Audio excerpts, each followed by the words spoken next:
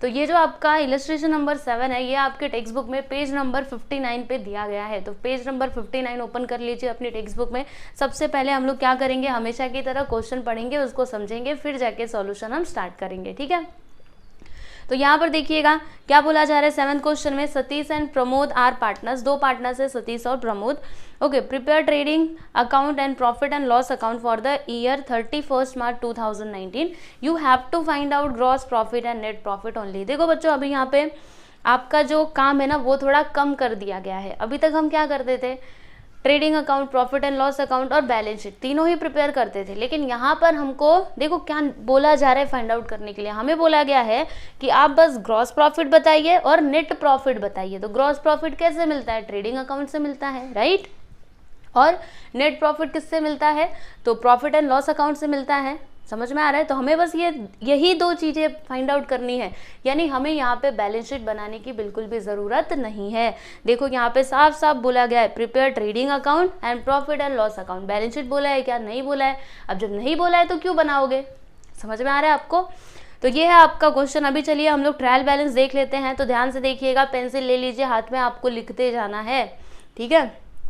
चलिए देखते हैं। सबसे ऊपर क्या है यहाँ पर, स्टॉक। तो ये क्या है आपका ओपनिंग स्टॉक। तो कहाँ पे जाता है, ट्रेडिंग अकाउंट के डेबिट साइड, राइट। तो वहाँ पर आप लोग लिख लो। उसके बाद purchase, trading account debit side, कितना सिंपल है। वेजेस, ये भी जाएगा ट्रेडिंग अकाउंट के डेबिट साइड। फिर नीचे आ जाइए अनप्रोडक्टिव वेजेस, ये प्रोडक्टिव नहीं है, अनप्रोडक्टिव है, यानी कि P&L के डेबिट साइड, ठीक है। उसके नीचे आ जाइए warehouse rent, warehouse का रेंट कहाँ पे जाएगा, P&L के डेबिट साइड। फिर जाके कैरेज आउटवर्ड, तो कैरेज आउटवर्ड कहाँ पे जाएगा, कैरेज आउटवर्ड मतलब क्या, कैरेज इनवर्ड, कैरेज आउटवर्ड, मैंने बहुत अच्छे तरीके से आप लोग को बताया है। तो कैरेज आउटवर्ड जाता है P&L के डेबिट साइड, अगर इनवर्ड रहेगा तो फिर ट्रेडिंग अकाउंट के डेबिट साइड, ओके। फिर उसके नीचे सेल्स रिटर्न, तो क्या करेंगे, सेल्स में से माइनस करेंगे, तो सेल्स को आप लोग टिक कर लीजिए। फिर उसके बाद एक्सपोर्ट ड्यूटी, तो कहाँ पे जाता है, P&L के डेबिट साइड। फिर उसके नीचे आ जाइए कस्टम ड्यूटी, कहाँ पे जाता है, ट्रेडिंग अकाउंट के डेबिट साइड। लिखते जाइएगा, हाँ मैं थोड़ा फास्ट बोल रही हूँ लेकिन आपको लिखते जाना है। नीचे आ जाइए सन्ड्री डेटर, ये हमारे लिए क्या होता है, असेट होता है, राइट। तो वहाँ पर आप लोग ए लिख लीजिए। भले ही हमको यहाँ पे बैलेंस शीट नहीं बनाना है, लेकिन कभी कभी ना हमें क्या करना पड़ सकता है, बैलेंस शीट में जो हम लोग कैलकुलेशन करते हैं ना वो हमें करना पड़ सकता है, ठीक है। तो उसको हम लोग वर्किंग नोट में करके दिखा सकते हैं, इसीलिए आपको वहाँ पे लिखना है, ठीक है। ए लिख लीजिए। फिर उसके नीचे इन्वेस्टमेंट, ये भी हमारे लिए एसेट होता है, वहाँ पे ये आप लिख लीजिए। फैक्ट्री रेंट, फैक्ट्री का रेंट, फैक्ट्री से रिलेटेड, समझ में आ रहा है, तो ट्रेडिंग अकाउंट के डेबिट साइड। उसके नीचे पोस्टेज एंड टेलीग्राम, कहाँ पे जाएगा, P&L के डेबिट साइड, ठीक है। तो डेबिट बैलेंस तो हमने देख लिया। अभी क्रेडिट बैलेंस देखते हैं। तो सेल्स कहाँ पे जाता है, ट्रेडिंग अकाउंट के क्रेडिट साइड। डिविडेंड, अभी देखो ये कौन से साइड में है बताइए, क्रेडिट में है, यानी कि डिविडेंड हमको रिसीव हुआ है, यानी ये हमारे लिए क्या है, इनडायरेक्ट इनकम है। तो इनडायरेक्ट इनकम है तो कहाँ पे जाएगा, P&L के क्रेडिट साइड। फिर परचेज रिटर्न, तो क्या करेंगे, परचेज में से उसको माइनस करेंगे, तो आप लोग परचेज को टिक कर लीजिए। फिर जाके सन्ड्री क्रेडिटर्स, तो वहाँ पे एल लिखिएगा क्योंकि वो हमारे लिए क्या होता है, लाइबिलिटी होता है। आगे बढ़ते हैं 10% बैंक लोन। अब देखो इसके ऊपर मतलब इस पर क्या है, एडजस्टमेंट है, हिडन एडजस्टमेंट है, ठीक है। तो अब सबसे पहली बात 10% बैंक लोन, तो ये हमारे लिए क्या होगा पता है आपको, क्या होगा, लाइबिलिटी होगा, ओके। ये हमारे लिए लाइबिलिटी होगा। और इसके ऊपर अभी हम लोग इंटरेस्ट भी निकालेंगे, तो वो सब कैलकुलेशन कैसे होगा मैं आप लोग को बता दूंगी। अभी फिलहाल के लिए आप उसको ऐसे टिक कर लो, यानी कि इसके ऊपर क्या है, एडजस्टमेंट है, ओके। फिर उसके नीचे आ जाइए अदर रिसिट्स, तो ये कहाँ पे जाएगा, P&L के क्रेडिट साइड, ठीक है। क्योंकि ये हमारे लिए क्या है, इनडायरेक्ट इनकम है। इधर रिसीट आया ना, मतलब आप समझ जाइए कि ये क्या है, आपका इनकम है, एक्सपेंस नहीं है। और क्योंकि ये क्रेडिट साइड में दिया है तो ये इनकम ही होगा, ओके। तो कहाँ पे जाएगा, P&L के क्रेडिट साइड, लिख लीजिए वहाँ पर, ओके। तो यहाँ पर हमने ट्रायल बैलेंस देख लिया। अभी एडजस्टमेंट देखेंगे। तो पहला वाला देखिएगा क्लोजिंग स्टॉक, तो इसके 2 इफेक्ट होते हैं, ट्रेडिंग अकाउंट क्रेडिट साइड और बैलेंस शीट के असेट साइड, ठीक है। नेक्स्ट आउटस्टैंडिंग वेजेस, तो वेजेस को आप लोग टिक कर लीजिए क्योंकि उसके ऊपर क्या है, एडजस्टमेंट है। उसके नीचे यहाँ पे देखो बैड डेट्स दिया गया है और यहाँ पे RDD भी दिया गया है। तो आप एक काम करो, सन्ड्री डेटर्स को 2 बार टिक कर लो। सन्ड्री डेटर्स कहाँ पर है, यहाँ पर है। सन्ड्री डेटर्स को 2 बार टिक करना क्योंकि उसके ऊपर एडजस्टमेंट है, ठीक है। तो कर लिया आप लोगों ने। चलिए अभी नीचे आ जाइए, यहाँ पे है goods of ₹1800 distributed as free sample, ठीक है। फ्री सैंपल मतलब फ्री में ही लोगों को हमने क्या किया, गुड्स ऐसे बांट दिया अपनी एडवर्टाइजमेंट के लिए। तो इसके 2 इफेक्ट होंगे ना, पहला तो आपके पास से गुड्स जा रहा है, आपने जो भी फिनिश गुड्स बनाया था वो क्या हो रहा है, वो आपके पास से जा रहा है, राइट। तो ट्रेडिंग अकाउंट के क्रेडिट साइड में जाएगा दूसरा इफेक्ट, क्योंकि ये हमारे लिए एक्सपेंस होगा, क्योंकि हम ऐसे फ्री में ही दे रहे हैं ना, पैसा तो हमें मिल नहीं रहा है, तो ये कहाँ पे जाएगा, P&L के डेबिट साइड। क्लियर है।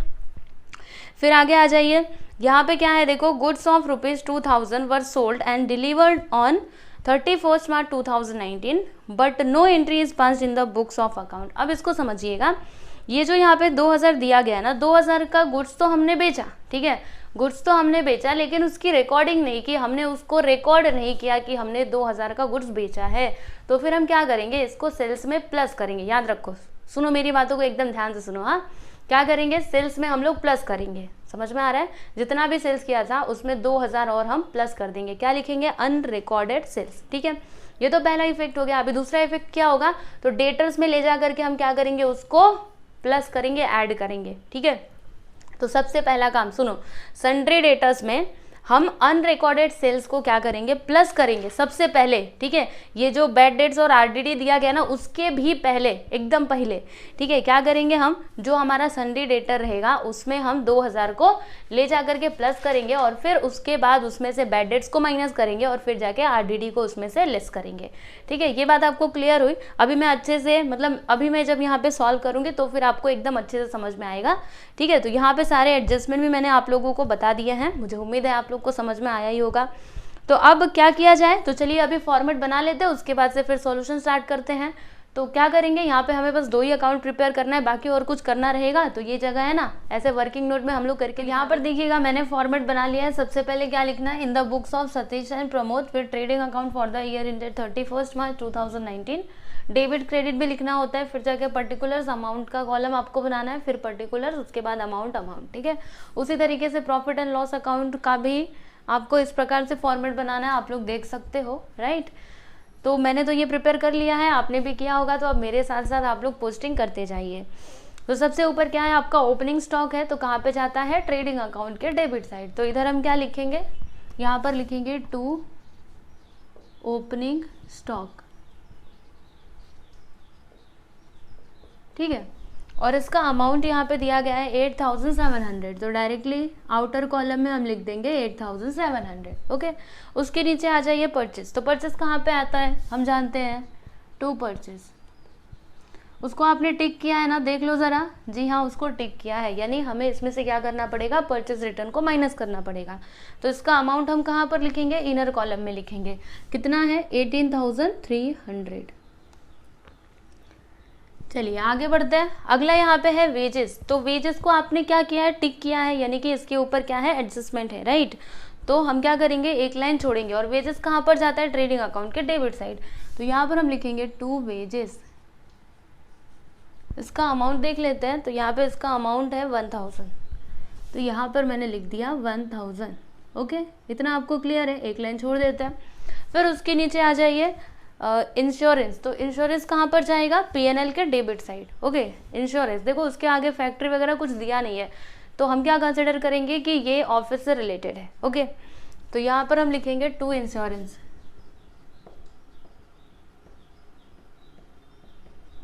इसका अमाउंट देख लेते हैं, तो अमाउंट है आपका 800 रुपया, तो यहाँ पर मैंने लिख दिया 800। ओके, फिर उसके नीचे आ जाइए अनप्रोडक्टिव वेजेस। तो क्या लिखा है आपने, P&L के डेबिट साइड, तो यहाँ पर लिखते हैं टू अनप्रोडक्टिव पेजेस। अमाउंट है इसका 1400, तो यहाँ पर मैंने लिख दिया 1400। ओके, उसके नीचे आ जाइए वेयर हाउस रेंट। तो कहाँ पे जाता है, P&L के डेबिट साइड, तो यहाँ पर मैंने लिखा टू वेयर हाउस रेंट। ठीक है, इसका अमाउंट देख लेते हैं 600, तो यहाँ पर मैंने लिख दिया 600।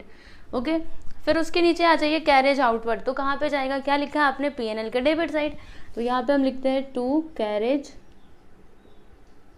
आउटवर्ड। ठीक है ना, तो ये कहाँ पर जाएगा, इसका अमाउंट देख लेते हैं 1200, तो यहाँ पर मैंने लिख दिया 1200। उसके आगे बढ़िए सेल्स रिटर्न। तो ये क्या करना पड़ेगा, सेल्स में से माइनस करना पड़ेगा। तो सेल्स कहाँ पर आएगा, यहाँ पर आएगा, यहाँ पे लिखेंगे बाय सेल्स। अभी इसमें से माइनस करना है हमको सेल्स रिटर्न, तो इसका अमाउंट कितना दिया है, सेल्स रिटर्न का 600, तो यहाँ पर हम लिख देंगे 600। चलिए अभी आगे बढ़िए। क्या यहाँ पे अगला एक्सपोर्ट ड्यूटी, तो कहाँ पे जाता है, पीएनएल के डेबिट साइड। तो यहाँ पर हम लिखेंगे टू एक्सपोर्ट ड्यूटी, इसका अमाउंट है 1400, 1400, ठीक है। फिर उसके नीचे क्या है, कस्टम ड्यूटी, तो ये कहाँ पे जाता है, ट्रेडिंग अकाउंट के डेबिट साइड। तो यहाँ पर हम लिखेंगे टू कस्टम ड्यूटी। चलिए इसका अमाउंट देख लेते हैं। तो इसका अमाउंट कितना है कस्टम ड्यूटी का, 800। तो यहाँ पर मैंने लिख दिया 800। चलिए आगे बढ़ते हैं। अगला यहाँ पर है सन्ड्री डेटर्स, ठीक है। तो सन्ड्री डेटर हमारे लिए क्या होता है, असेट होता है ना।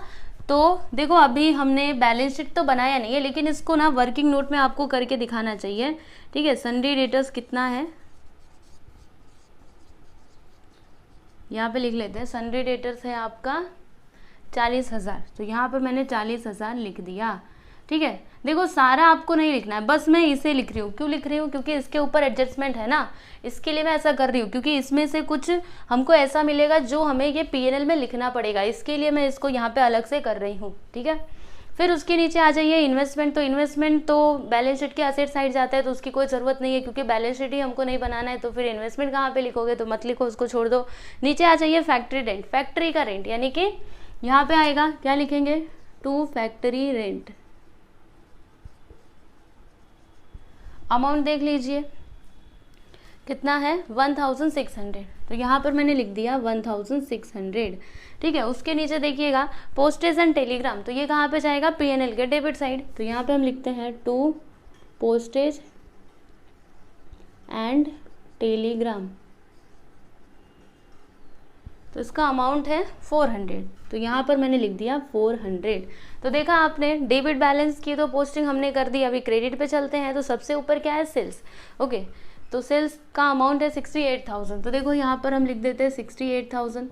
अब इसमें से 600 को माइनस करना है, तो जीरो में जीरो जाएगा तो जीरो आ जाएगा, ठीक है। देखो जीरो में जीरो गया जीरो, जीरो में जीरो गया जीरो, 10 में से 6 जाएगा तो 4, और यहाँ पे 7, 67,400 यहाँ पर आ गया, ओके। नेक्स्ट यहाँ पर क्या है, डिविडेंड। तो ये हमको क्या हो रहा है, रिसीव्ड हो रहा है ना, क्योंकि ये क्रेडिट साइड में दिया है। तो कहाँ पर जाएगा, पीएनएल के क्रेडिट साइड। तो लिखते हैं, क्या लिखेंगे, बाय डिविडेंड। इसका अमाउंट है 2000। तो यहाँ पर मैंने लिख दिया 2000, समझे कि नहीं। फिर उसके नीचे क्या है, परचेज रिटर्न। तो परचेज रिटर्न को क्या करना पड़ेगा, परचेज में से माइनस करना पड़ेगा, है ना। इसका अमाउंट है 500। तो यहाँ पर मैंने लिखा लेस परचेज रिटर्न।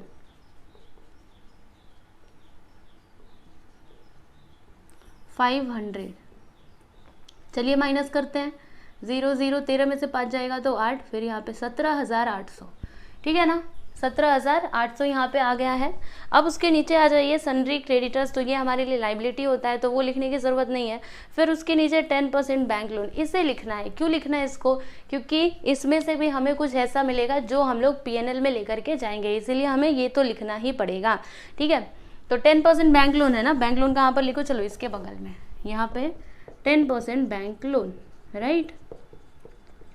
इसका अमाउंट यहाँ पे दिया गया है 8,000, ठीक है। चलो मैं आपको अभी बता देती हूँ ये कैसे होगा। ये जो है ना, ये लाइबिलिटी साइड जाएगा, राइट, क्योंकि समझ लीजिए आपने बैंक से लोन लिया, ठीक है, आप ले रहे हो तो आपको देना तो पड़ेगा ही, राइट। और उसके ऊपर आपको 10% का क्या देना पड़ेगा, इंटरेस्ट भी देना पड़ेगा, ओके।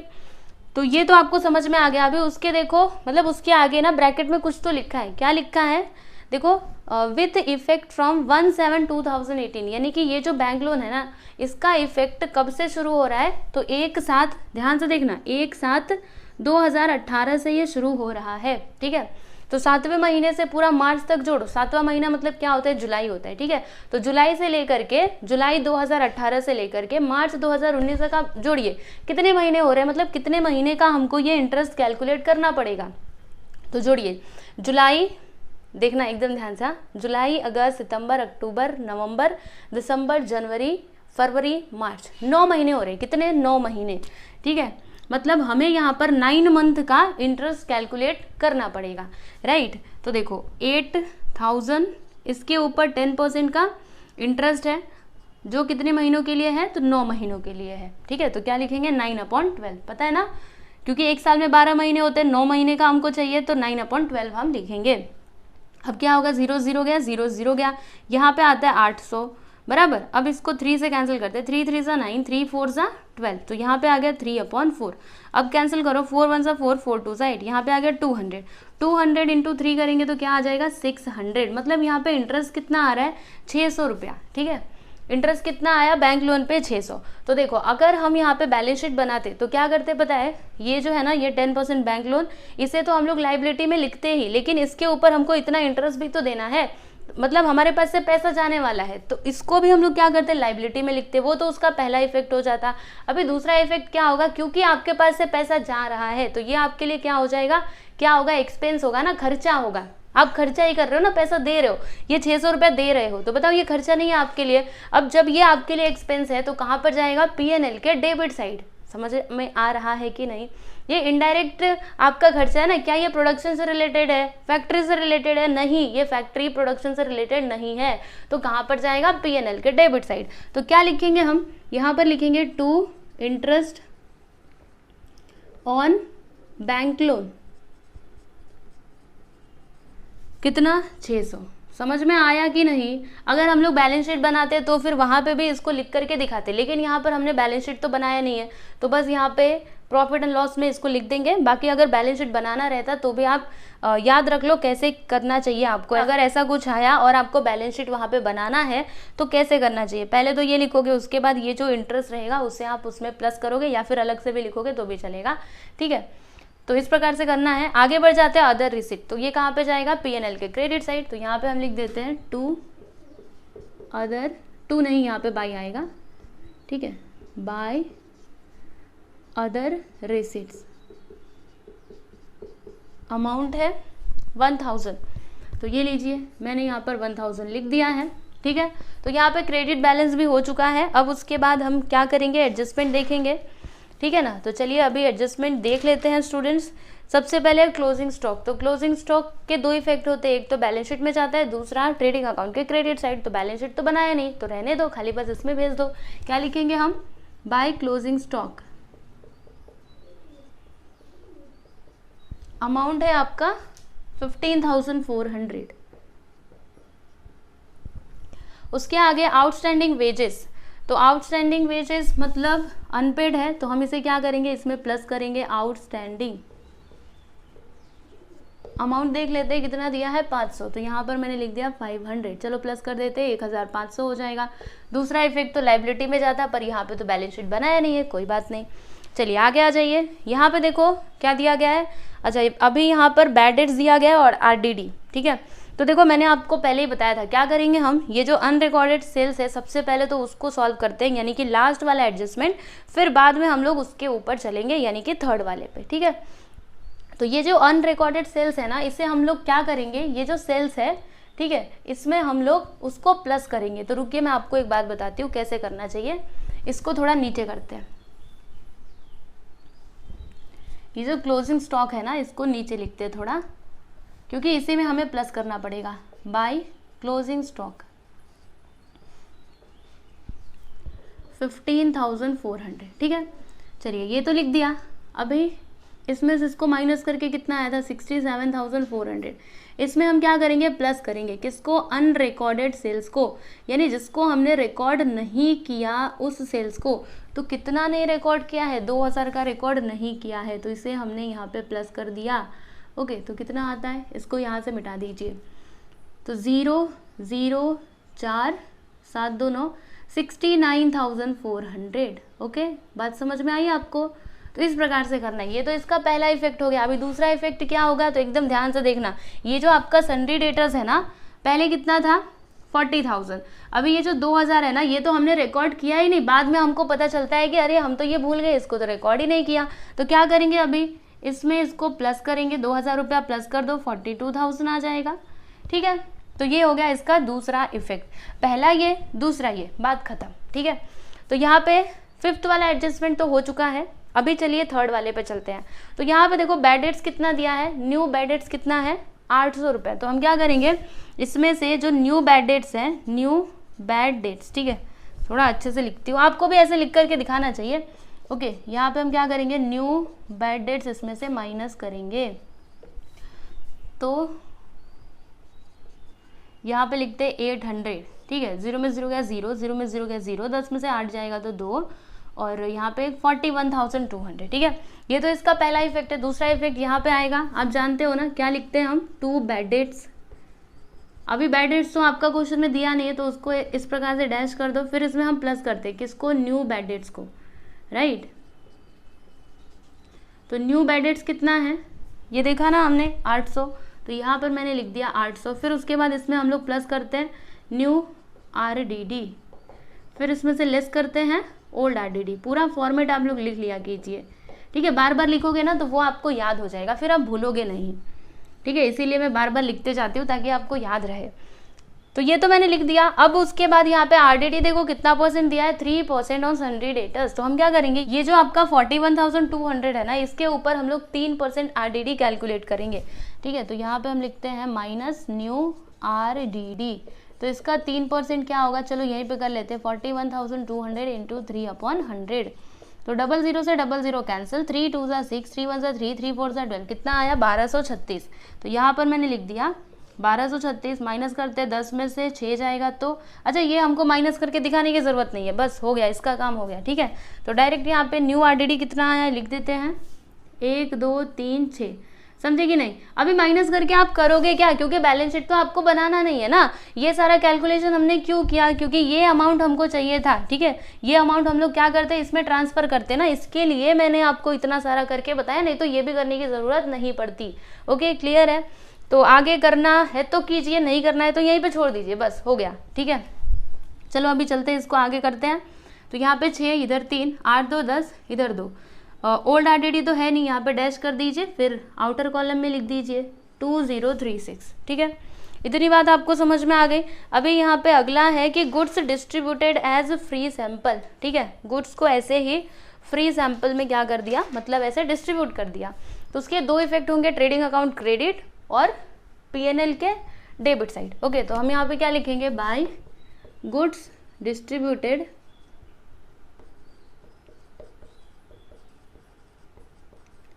As free sample. तो कितना है 1800, ये देखिए मैंने लिख दिया। अब उसके बाद दूसरा इफेक्ट इधर आएगा, क्या लिखेंगे, टू एडवर्टाइजमेंट। एडवर्टाइजमेंट ही तो कर रहे हैं ना, प्रचार ही तो कर रहे हैं अपना, ठीक है। क्या किया हमने, गुड्स को डिस्ट्रीब्यूट किया, तो यहाँ पे लिख देते हैं गुड्स डिस्ट्रीब्यूटेड 1800, ठीक है। तो ये देखिए हमने सारे एडजस्टमेंट भी देख लिए है ना, सबके सब देखे, कुछ छूटा तो नहीं है, आप लोग देख सकते हो, कुछ भी छूटा नहीं है, सब कुछ हमने कर लिया है। अब हम क्या करेंगे, तो यहाँ पर ग्रॉस प्रॉफिट और नेट प्रॉफिट फाइंड आउट करेंगे, ठीक है। तो चलिए करते हैं। और एक बात बताऊँ आपको, देखो क्वेश्चन में क्या बोला गया है कि आप ग्रॉस प्रॉफिट निकालो, नेट प्रॉफिट निकालो, यानी इससे आपको समझ जाना चाहिए कि यहाँ पर हमको लॉस नहीं होगा, यहाँ पर हमको ग्रॉस प्रॉफिट होगा और नेट प्रॉफिट होगा, समझे। तो चलो अभी करते हैं। सबसे पहले हम इसका टोटल करेंगे, फिर बाद में उसका टोटल करेंगे, मतलब इधर वाले का। तो क्या होगा, डायरेक्टली करते हैं, 0 0 4 4 8 8 8 16, ठीक है। 16 9 1 10 10 5 15 15 1 16, ठीक है। फिर 6 1 7 1 8, 86,600। इधर भी वही लिखेंगे 86,600, क्योंकि यहाँ पर हमको ग्रॉस प्रॉफिट ही होने वाला है।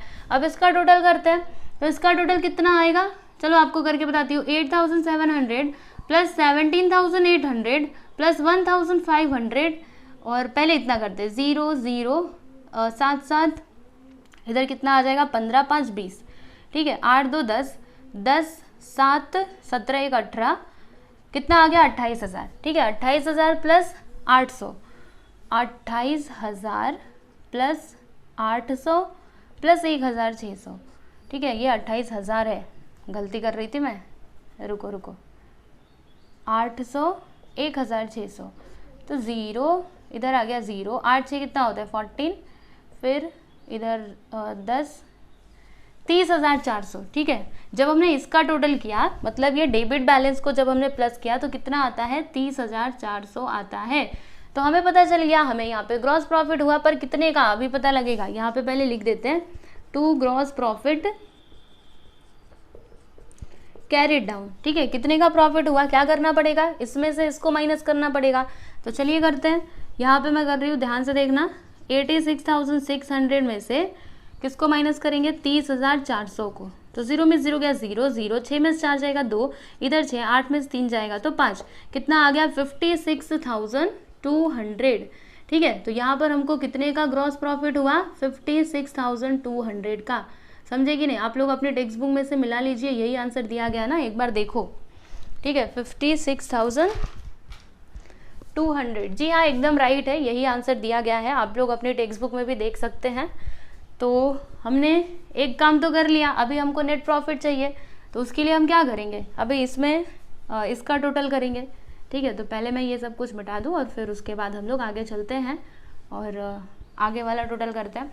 देखो ये जो हमको ग्रॉस प्रॉफिट मिला है ना, इसे हम लोग क्या करेंगे, यहाँ पे ट्रांसफर करेंगे। तो क्या लिखेंगे, by gross profit brought down. Okay, कितना आया है, 56,200। अब क्या करेंगे, तो इसका टोटल करेंगे। तो चलिए करते हैं, थोड़ा इसको और नीचे तक करना पड़ेगा। तो चलिए अभी इसका टोटल सबसे पहले कर लेते हैं। तो कितना आएगा, देखो 56,200 प्लस 2,000 प्लस 1,000, तो यहाँ पे आता है 59,200। ठीक है, तो यहाँ पर हम लिख देते हैं 59,200, इधर भी लिखेंगे और फिर इधर भी लिखेंगे 59,200। राइट, अब क्या करेंगे, तो देखो इसका टोटल करेंगे और फिर इसमें से उसको माइनस कर देंगे। तो चलिए करते हैं, यहाँ पर देखना एकदम ध्यान से, क्या आएगा, 800 प्लस 1,400 प्लस 600, 1,200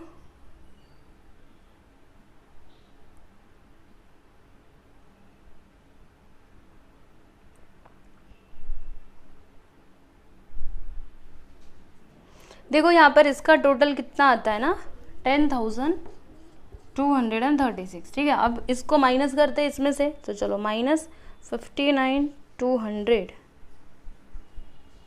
48,964, ये क्या है, हमारा नेट प्रॉफिट है। तो आप लोग अपनी टेक्स्ट बुक में चेक कर सकते हो, यही आया है नेट प्रॉफिट, देख लीजिए। कितना आया, 48,964। तो यहाँ पर मैंने लिख दिया 48,964। अब ये जो प्रॉफिट हमको मिला है, इसे हम लोग क्या करेंगे, दोनों को शेयर करेंगे ना, दोनों पार्टनर्स को। कौन से रेशियो में, यहाँ पर रेशियो दिया गया था क्या, नहीं दिया था, तो फिर क्या करेंगे, इक्वली डिवाइड कर देंगे। ओके, तो इसको 2 से डिवाइड करो, 2 2 ज़ा 4, 2 4 ज़ा 8, 2 4 ज़ा 8, 2 8 ज़ा 16, ओके 2 2 ज़ा 4, 24,482। तो यहाँ पर हम क्या लिखेंगे, टू कैपिटल अकाउंट। ये क्या है, हमारा नेट प्रॉफिट है, तो ब्रैकेट में लिखेंगे नेट प्रॉफिट। दोनों को बांटना है ना, कौन कौन से हैं, एक तो है सतीश और दूसरा प्रमोद। तो सतीश का कितना, ये देखो 24,482 और प्रमोद का भी 24,800 और 24,482। ठीक है, और दोनों का टोटल करेंगे तो क्या आ जाएगा, 48,964। समझ में आया आपको?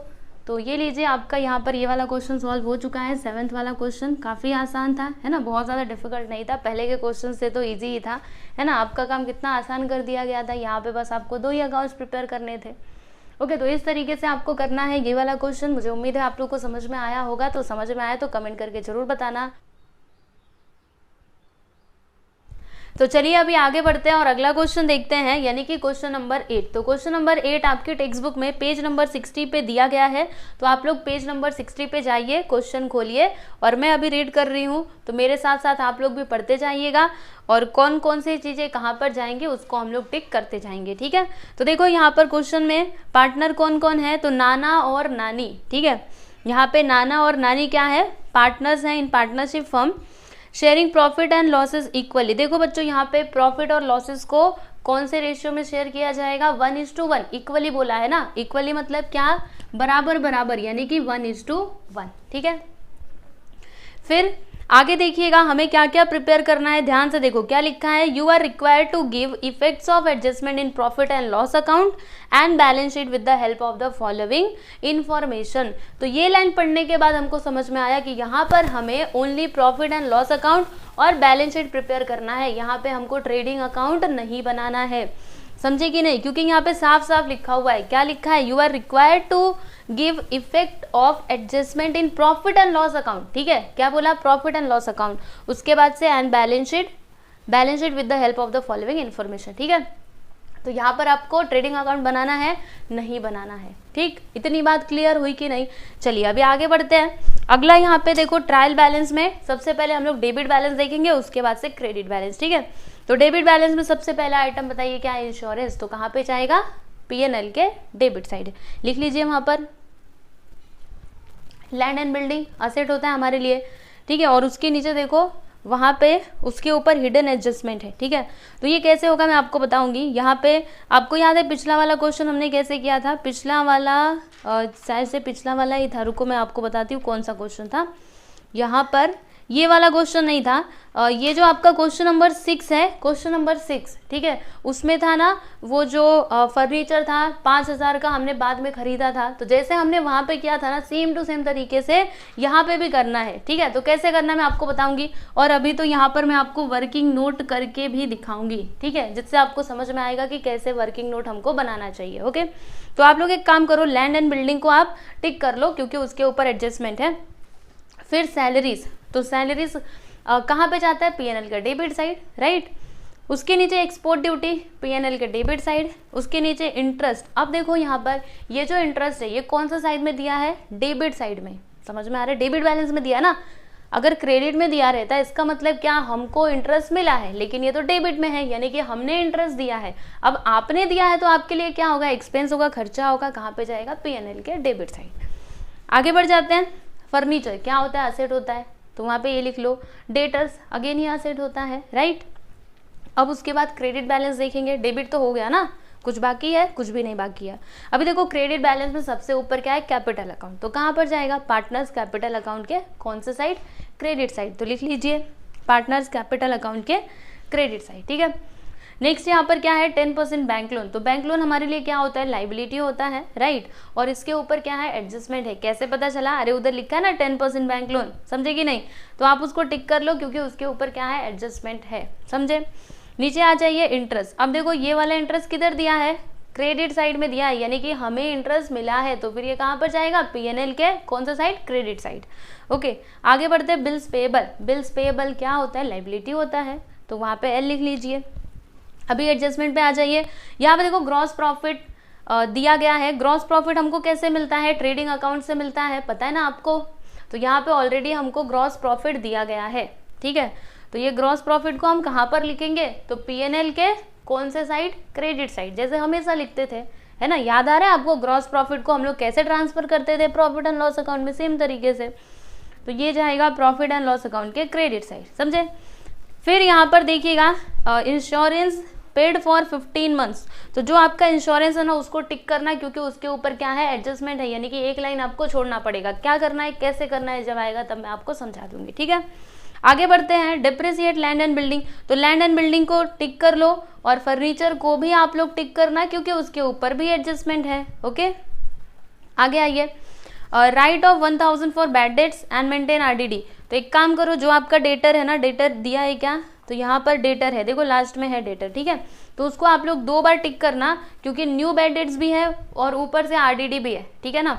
तो क्या करना पड़ेगा, उसको 2 बार आप टिक करो ताकि हमें पता चले कि हमें यहाँ पे 2 से 3 लाइन छोड़ना है। ओके, नीचे आ जाइए। Closing stock. तो क्लोजिंग स्टॉक कहाँ पर जाता है, उसके 2 इफेक्ट होते हैं, एक तो ट्रेडिंग अकाउंट के क्रेडिट साइड और दूसरा बैलेंसिंग के असेट साइड। यहाँ पे ट्रेडिंग अकाउंट नहीं है तो फिर क्या करेंगे, नहीं लिखेंगे ट्रेडिंग अकाउंट में, बस इधर ये असेट साइड में ला करके उसको लिख देंगे, वेरी सिंपल है ना।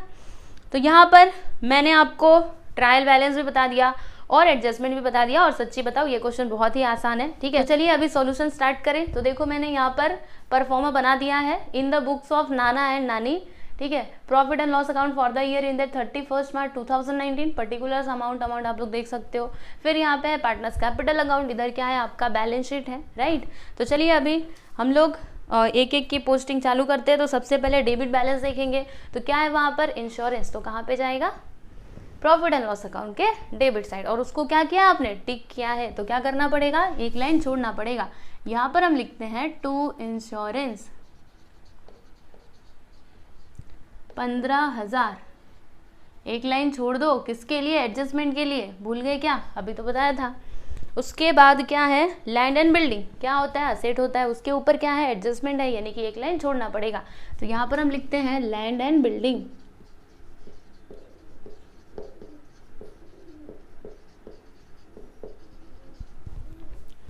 अमाउंट है यहाँ पे 50,000।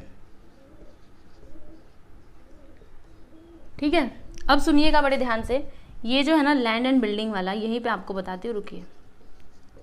लैंड एंड बिल्डिंग, इसका अमाउंट दिया गया 50,000। ठीक है, तो ये जो 50,000 दिया है ना, इसमें से देखो ब्रैकेट में क्या लिखा है, यहाँ पे लिखा हुआ है कि addition of 20,000 with effect from 1 July 2018, यानी कि इसमें से ये जो 50,000 का फर्नीचर यहाँ पे ये लैंड एंड बिल्डिंग दिया गया है, इसमें से 20,000 का लैंड एंड बिल्डिंग कब खरीदा गया पता है आपको, 1 जुलाई 2018 को, 1 जुलाई 2018 को। ठीक है, तो 50,000 में से 20,000 को घटा दो, क्या आएगा, 30,000, यानी 30,000 कब का है, तो ये तो 1 अप्रैल का है ना, यहाँ पे कुछ दिया नहीं, मतलब वो अप्रैल का होगा, और यहाँ पे ये ऑलरेडी डेट तो दिया गया है, तो वो मैंने लिख दिया। ठीक है, अभी इसके ऊपर डिप्रिसिएशन कैसे कैलकुलेट होगा मैं आपको समझाऊंगी, अभी डिप्रिसिएशन वाला एडजस्टमेंट आने दो, तब मैं आपको बता दूंगी। ठीक है, अभी जो आया मैंने आपको बता दिया। ओके, आगे चलिए, सैलरीज, ये कहाँ पे जाएगा, तो P&L के डेबिट साइड। ओके, यहाँ पे लिखते हैं टू सैलरीज,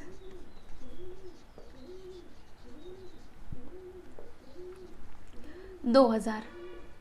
ठीक है, आगे बढ़ जाइए, एक्सपोर्ट ड्यूटी, तो कहाँ पर जाएगा, P&L के डेबिट साइड। तो यहाँ पर ये 2,000 नहीं है, ये 5,000 है। ठीक है, ऐसे हम लोग गलती करेंगे तब तो हमारा क्वेश्चन ही रॉन्ग हो जाएगा। Export duty, to export duty, तो ये कितना है, 2,500। ठीक है, फिर आगे चलते हैं, आगे यहाँ पर क्या है, इंटरेस्ट, तो ये किधर जाएगा, इधर आएगा, टू इंटरेस्ट 1,000। आगे बढ़ जाते हैं, अगला यहाँ पे फर्नीचर, तो फर्नीचर को क्या किया है आपने, टिक किया है, यानी कि एक लाइन छोड़ना पड़ेगा, तो इसके लिए एक लाइन छोड़ा, अभी फर्नीचर के लिए भी छोड़ो। फर्नीचर का अमाउंट यहाँ पे दिया गया है कितना, 40,000, तो यहाँ पर मैंने लिख दिया 40,000। ठीक है, एक लाइन छोड़ देते हैं फॉर एडजस्टमेंट। ठीक है, फिर उसके बाद क्या है, डेटर्स, तो डेटर्स के लिए कितना लाइन छोड़ना पड़ेगा, 3 से 4 लाइन तो छोड़ना ही पड़ेगा हमको। यहाँ पे लिखते हैं डेटर्स। ओके, इसका अमाउंट है आपका 26,000, तो यहाँ पर मैंने लिख दिया 26,000। ठीक है, अभी कितना लाइन छोड़ोगे, 1 2, हाँ इतना लाइन छोड़ोगे तो भी चलेगा। चलिए, तो यहाँ पर डेबिट बैलेंस खत्म होते हैं, अभी क्रेडिट में आ जाते हैं कैपिटल अकाउंट। तो कैपिटल कहाँ पर जाएगा, तो पार्टनर्स कैपिटल अकाउंट के क्रेडिट साइड। तो यहाँ पे हम क्या लिखेंगे, बाय बैलेंस ब्रॉट डाउन। तो नाना जी का कैपिटल कितना है, 50,000, और नानी का भी 50,000, बराबर बराबर है। ठीक है ना, फिर उसके बाद क्या है, 10% बैंक लोन, तो बैंक लोन कहाँ पर जाएगा, लाइबिलिटी साइड। तो देखो इसको हम लोग कैसे करेंगे, यहाँ पे इतना जगह छोड़ देते हैं, यहाँ पे लिखते हैं 10% बैंक लोन, इसका अमाउंट दिया गया है कितना, 30,000। उसको आपने क्या किया, टिक किया है ना, यानी कि इसके ऊपर एडजस्टमेंट है, हिडन एडजस्टमेंट। ठीक है, तो अभी ये कैसे होगा, एकदम ध्यान से सुनो, मेरी बातों को ध्यान से सुनो।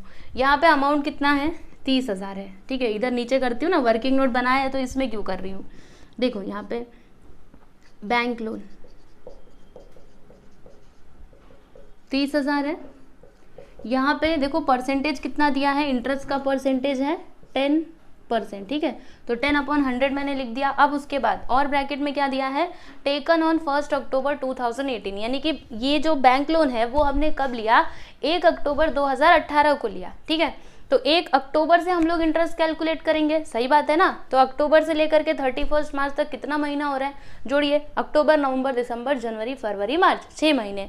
यानी कि हम यहाँ पे इंटरेस्ट तो कैलकुलेट करेंगे, लेकिन कितने महीनों का, 6 महीनों का। ठीक है, तो चलिए अभी करते हैं, 0 0 गया, 0 0 गया, यहाँ पे आया 3000, उसके बाद 6 1 6, 6 2 12, 2 से इसको कैंसिल करते हैं, 2 1 2, और फिर इसमें से 1 बचेगा, 2 5 10, 1500। कितना आया? 1500। ठीक है, तो देखो ये लोन हमने लिया, ये अमाउंट तो देना ही पड़ेगा, प्लस उसके साथ साथ इंटरेस्ट भी देना पड़ेगा। कितना? 1500। तो यहाँ पर हम क्या लिखेंगे? प्लस, और यहाँ पे आप क्या लिख सकते हो, ये जो इंटरेस्ट है ना, ये क्या है? अनपेड है, मतलब अभी देना बाकी है। तो क्या लिख सकते हैं? आउटस्टैंडिंग। ठीक है, यहाँ पे हम लिख सकते हैं outstanding interest on bank loan. समझे कि नहीं? तो इसको हम इसमें प्लस कर देंगे। कितना है? 1500। चलो जोड़ करके आउटर कॉलम में इसका अमाउंट लिख देते हैं, 005, और यहाँ पर क्या आएगा? 005 1, 31,500। समझे कि नहीं? ये तो इसका पहला इफेक्ट हुआ, अभी दूसरा इफेक्ट भी तो होगा। तो देखो हम क्या कर रहे हैं, इंटरेस्ट ये लोन के ऊपर एक्स्ट्रा दे रहे हैं, तो ये हमारे लिए क्या होगा? एक्सपेंस होगा। कैसा? इनडायरेक्ट। तो कहाँ पर जाएगा? पीएनएल के कौन से साइड? Debit side. ठीक है, तो यहाँ पर हम क्या लिखेंगे? To interest on bank loan. कितना? 1500। समझे कि नहीं? तो ये हो गया। उसके बाद क्या है? इंटरेस्ट। फिर से इंटरेस्ट दिया गया, तो ये वाला इंटरेस्ट कहाँ पर जाएगा? क्योंकि ये क्रेडिट बैलेंस में है, मतलब हमको इंटरेस्ट रिसीव्ड हुआ है। कितना? 1500। तो कहाँ पर लिखेंगे? यहाँ पर लिखेंगे। क्या लिखेंगे? Bye interest 1500। समझे कि नहीं? चलिए अभी आगे बढ़ते हैं। अगला यहाँ पर क्या है? Bills payable. तो कहाँ पे आएगा? यहीं पर आएगा, लाइबिलिटी साइड। इसका अमाउंट यहाँ पे दिया गया है, कितना? 8000। ठीक है, तो मैंने यहाँ पर लिख दिया 8000। तो देखिए हमने यहाँ पे ट्रायल बैलेंस तो कंप्लीट कर लिया। अभी एडजस्टमेंट पे चलते हैं। तो ग्रॉस प्रॉफिट कितना दिया है? 34,500। तो ग्रॉस प्रॉफिट हम यहाँ पर लिखेंगे। क्या लिखेंगे? By gross profit brought down. यही तो लिखते हैं ना, इसको थोड़ा नीचे लिखती हूँ। ग्रॉस प्रॉफिट ब्रॉट डाउन कितना है? 34,500। ठीक है ना? फिर उसके बाद अगला वाला देखिएगा, क्या यहाँ पे इंश्योरेंस का दिया गया है? Insurance paid for 15 months with effect from 1/4/2018। तो इसको बड़े ध्यान से समझिएगा। ये जो इंश्योरेंस है ना, यहाँ पे देखो तीसरा वाला वर्किंग नोट, यहाँ पर इंश्योरेंस का अमाउंट कितना है? 15,000। तो ये जो 15,000 दिया गया है ना, ये कितने महीनों का है? 15 महीनों का है। देखो यहाँ पे साफ साफ लिखा है इंश्योरेंस पेड फॉर 15 मंथ्स। और हमें यहाँ पर ये जो अकाउंट पूरा प्रिपेयर कर रहे हैं, ये बस 1 साल का ही प्रिपेयर कर रहे हैं। 3 महीना तो एक्स्ट्रा है ना, तो फिर क्या करना पड़ेगा? तो 3 महीने का जो एक्स्ट्रा अमाउंट हमने पे कर दिया है, उसे हमें माइनस करना पड़ेगा। तो 3 महीने का होगा कितना, वही तो कैलकुलेट करेंगे। कैसे? देखो ये 15,000 15 महीनों का है। ठीक है, तो 1 महीने का कितना होगा? 15 से डिवाइड कर दो, कितना आएगा? 1000। ठीक है, 1000 आ गया 1 महीने का। तो 3 महीने का कितना होगा? क्योंकि 3 महीना तो एक्स्ट्रा हो रहा है ना। समझ में आ रहा है कि नहीं? देखो यहाँ पे डेट भी दिया गया है। इसका इफेक्ट कब से स्टार्ट हो रहा है? 1/4/2018 से। तो 1 अप्रैल से 31 मार्च, जोड़ो कितना महीना होगा? 12 महीना होगा। ठीक है, तो हमें यहाँ पर 12 महीने का ही लेना है, 3 महीना एक्स्ट्रा वो हमें नहीं लेना है। तो क्या करेंगे? यहाँ पे 3 महीने का निकाल लेते, कितना आ गया? 3000। मतलब 3000 एक्स्ट्रा अमाउंट हमने पे कर दिया है, तो उसे हमें क्या करना पड़ेगा? माइनस करना पड़ेगा। किसमें से? इंश्योरेंस में से। तो देखो यहाँ पे इंश्योरेंस है ना, इसमें से हम लोग माइनस करेंगे। किसको? 3000 को। ठीक है, ये क्या है? प्रीपेड, हमने पहले से ही पे कर दिया है। ओके, तो प्रीपेड कितना है? 3000। चलो माइनस करके बताओ कितना आता है? 12,000 आता है। ये तो इसका पहला इफेक्ट हो गया। अभी दूसरा इफेक्ट क्या होगा? क्योंकि ये प्रीपेड है, ठीक है, तो हमें अगले साल इतना अमाउंट नहीं पे करना पड़ेगा। नहीं पे करना पड़ेगा मतलब वो हमारे लिए क्या हो जाएगा? असेट हो जाएगा। तो इधर लिखेंगे, क्या लिखेंगे? प्रीपेड इंश्योरेंस कितना? 3000। समझ में आ रहा है कि नहीं आप लोगों को? आगे बढ़ जाइए। यहाँ पे डिप्रिसिएशन दिया है लैंड एंड बिल्डिंग के ऊपर और फर्नीचर के ऊपर। ठीक है, तो यहाँ पे लैंड एंड बिल्डिंग कहाँ पर गया? ये रहा। ठीक है, तो अब ध्यान से देखो, अब इसकी बारी आ गई। लैंड एंड बिल्डिंग के ऊपर डिप्रिसिएशन कितना दिया है? 10% का। तो हम क्या करेंगे? 30,000 पे 10% निकालेंगे। कितने महीनों के लिए? तो 1 साल के लिए, है ना, यानी कि 12 महीनों के लिए। तो 12/12 लिखोगे। ठीक है, अब ये जो 20,000 है ना, इसके ऊपर हम लोग 10% डिप्रिसिएशन तो कैलकुलेट करेंगे, लेकिन कितने महीनों के लिए? तो जुलाई से जोड़ो, जुलाई से 31 मार्च तक जोड़ो, कितना महीना होता है? जुलाई, अगस्त, सितंबर, अक्टूबर, नवंबर, दिसंबर, जनवरी, फरवरी, मार्च, 9 महीना। तो हम यहाँ पे 9 महीने के लिए कैलकुलेट करेंगे, ठीक है। तो यहाँ पर क्या आ जाएगा? 0 0 गया, 0 0 गया, ये तो 1 ही आने वाला है, तो क्या आता है? 3,000, ठीक है। यहाँ पे डिप्रिसिएशन 3,000 आया, यहाँ पे कितना आएगा? चलो देखते हैं। 0 0 गया, 0 से 0 गया, यहाँ पे 3 3 9, 3 4 12, ठीक है। क्या आया देखो, 2,000 इंटू 3/4, कैंसिल करते, 4 5 20, 500 इंटू 3, 5 3 15, यहाँ पे आ गया 1,500, ठीक है। तो अब क्या करेंगे? 3,000 प्लस 1,500, इन दोनों को प्लस करते, देखो 3,000 प्लस 1,500, ठीक है। इसके ऊपर डेप्रिसिएशन इतना आया, इसके ऊपर इतना आया, दोनों को प्लस करेंगे तो कितना आएगा? 4,500, बराबर। तो अभी हम क्या करेंगे? ये जो लैंड एंड बिल्डिंग है ना, इसका डेप्रिसिएशन कितना आ रहा है? 4,500, तो इसको लेस कर देंगे, यहाँ पे लिखेंगे डेप्रिसिएशन 4,500।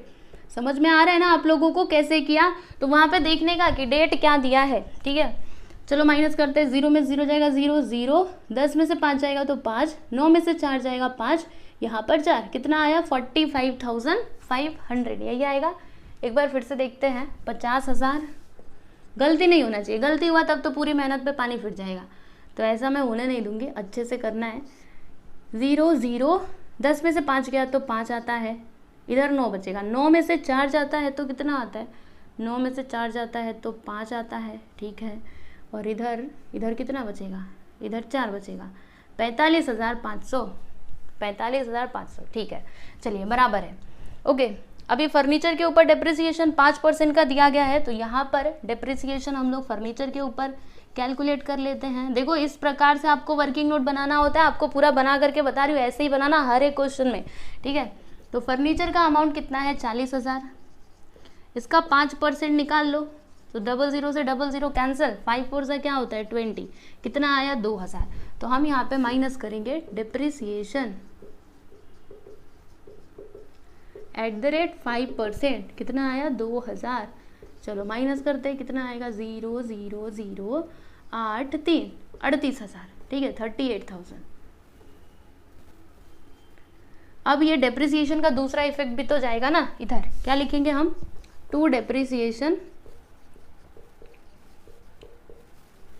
डेप्रिसिएशन किसके किसके ऊपर? तो सबसे पहले लैंड एंड बिल्डिंग, कितना है? 4,500, और फर्नीचर के भी ऊपर है, कितना? 2,000, दोनों को जोड़ देते हैं तो कितना आएगा? 0 0 5 4 2 6, कितना आ गया? 6,500। समझ में आया आपको? तो देखिए अगला वाला एडजस्टमेंट भी हो गया। अब उसके नीचे आ जाइए, यहाँ पे न्यू बेडेट्स दिया गया और आरडीटी दिया गया, तो क्या करेंगे हम? सबसे पहले तो इसमें से लेस करेंगे, किसको? न्यू बेडेट्स को। तो न्यू बेडेट्स कितना है देख लो यहाँ पर, 1,000, ठीक है। तो हमने यहाँ पर लिख दिया 1,000। चलो माइनस करते, 0 0 0, इधर 5, 25,000, ठीक है। फिर यहाँ पे आरडीडी दिया गया है 5%, तो यहाँ पे लेस करते हैं न्यू आरडीडी, ठीक है ना, रिजर्व फॉर डाउटफुल डेट्स @ 5%। तो हम क्या करेंगे? 25,000 का 5% फाइंड आउट करेंगे। तो पांचवा वाला इधर एडजस्टमेंट करती हूँ, नीचे देखो, ये न्यू आरडीडी हम लोग निकाल रहे हैं, ठीक है। तो कैसे आएगा? अमाउंट कितना है? 25,000, 25,000 का कितना परसेंट? तो 5%, ठीक है। तो 00 से 00 गया, फिर 5 5 से 25, 5 2 से 10, देखो कितना आ गया? 1250, ओके। यहाँ पे आया 1250। चलो अभी लेस करते इसको भी लेस किया, इसको भी लेस करते, और लेस करके जो भी अमाउंट आएगा वो हम लोग आउटर कॉलम में लिख देंगे। 0, 10 में से 5 गया 5, 9 में से 2 जाएगा तो 7, और 4 में से 1 गया तो 3, 23,750, ओके।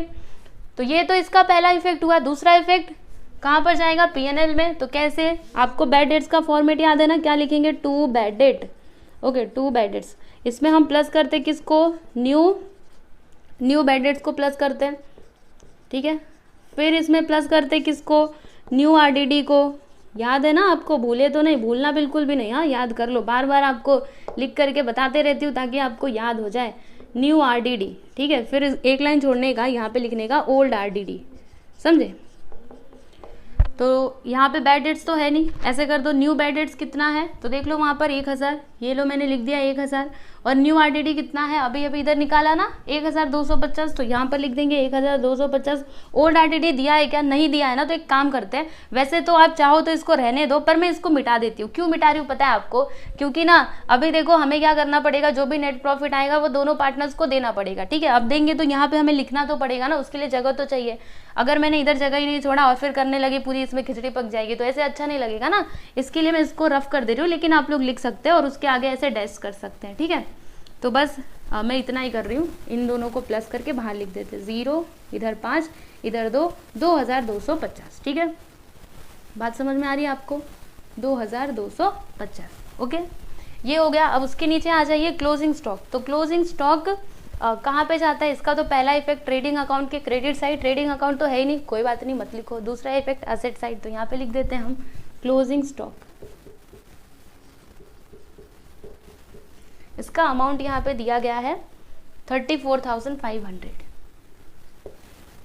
तो यहाँ पर मैंने ये वाला एडजस्टमेंट भी कर दिया, मतलब ट्रायल बैलेंस भी हमने देख लिया, सारे एडजस्टमेंट भी कंप्लीट कर लिए। अब हमें करना क्या है, तो अब हमें ज़्यादा कुछ नहीं करना, अभी नेट प्रॉफिट निकालना है, उसके बाद से बैलेंस शीट को टैली करना है, ठीक है। तो करें, चलिए करते हैं, देरी किस बात की, इतना कर लिया जैसे वैसे हम आगे का भी कर लेंगे, ठीक है। तो सबसे पहले इसका टोटल करते हैं, चलिए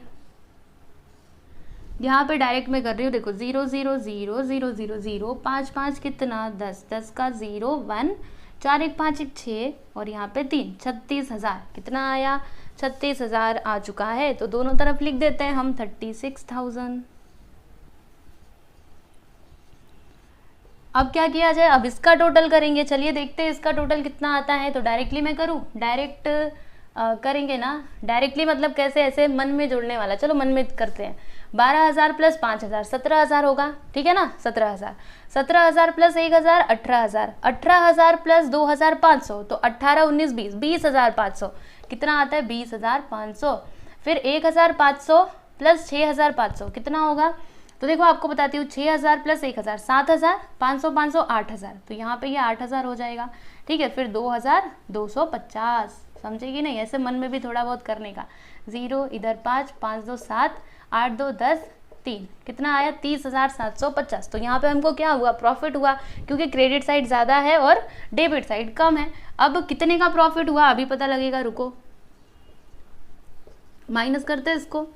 0 में 0 गया 0, 10 में से 5 जाएगा तो 5 और 9 में से 7 जाएगा 2, इधर 5 इधर 0, 5,250 रुपये का हमको क्या होता है, प्रॉफिट होता है, नेट प्रॉफिट। तो क्या लिखेंगे हम, यहाँ पर लिख देते हैं 5,250।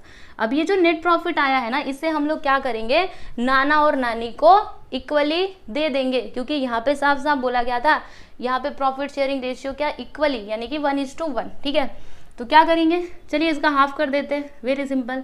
1:1 का मतलब क्या होता है, मैंने आपको पहले बताया, देखो 1:1 1 + 1 क्या हो जाएगा 2, यानी कि हम क्या करेंगे, देखो 5,250 को 1/2 पार्ट में डिवाइड करेंगे, मतलब ये दे देंगे नाना को, फिर यही देंगे नानी को। चलो कैंसिल करते हैं, 2 2 = 4, इसमें से बचेगा 2 5 = 10, 2 और इसमें से 1 बचेगा, ठीक है। ये सब मैं क्या कर रही हूँ, रुकिए, ये देखिए मैं फिर से कर रही हूँ, हाँ ध्यान से देखो, 2 2 = 4, इसमें से 1 बचेगा, 2 6 = 12, फिर 2 2 = 4, 2 5 = 10, क्या आया 2625। तो लिख दो यहाँ पर, देखो क्या लिखेंगे हम, टू कैपिटल अकाउंट, ये है क्या नेट प्रॉफिट, तो आपको लिखना पड़ेगा ना, ये नेट प्रॉफिट है, ओके नेट प्रॉफिट। तो नाना जी को कितना मिला, सबसे पहले नाना को और उसके बाद नानी जी को, तो नाना का प्रॉफिट ये देखो आया ना 2625, दोनों को इक्वली दे रहे ना, तो नानी का भी वही आएगा, समझे। तो कर दिया हमने, ये देखो, और इन दोनों का टोटल करने पे ये आता है। अब क्या करेंगे, ये जो नेट प्रॉफिट हमें मिला है इसे हम लोग ट्रांसफर करेंगे, कहाँ पर, इसमें पार्टनर्स कैपिटल अकाउंट में। तो क्या लिखेंगे, by profit and loss account. तो यहाँ पर देखिएगा नाना जी का प्रॉफिट 2625 और नानी जी का भी इतना ही है। अब इसका टोटल कर देते हैं, ठीक है। तो चलिए करते हैं, देरी किस बात की, यहाँ पर कितना आएगा 5 2 6 और इधर 2, 52,625, इधर भी वही आएगा 52,625। ओके, अब यहाँ पर हम क्या लिखेंगे, टू बैलेंस कैरी डाउन, है ना। यहाँ पर कैपिटल कितना आ गया दोनों जन का, तो नाना जी का आया है 52,625, समझे। फिर यहाँ पर भी 52,625, राइट। अब हम क्या करेंगे, इसको ट्रांसफर करेंगे कहाँ पर, बैलेंस शीट में। तो क्या लिखेंगे, पार्टनर्स कैपिटल अकाउंट,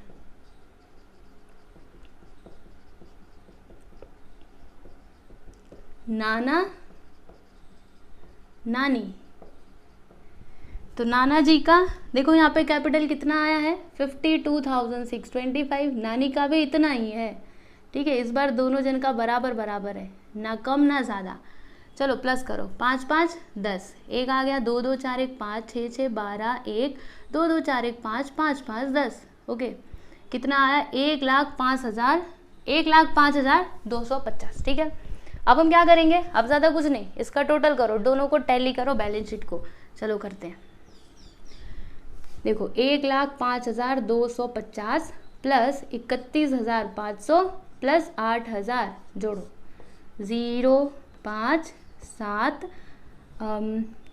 8 1 9 9 5 14 3 1 4, 1,44,750 यही आया है। क्या चेक करना पड़ेगा, जी हाँ एकदम सही, एकदम सही।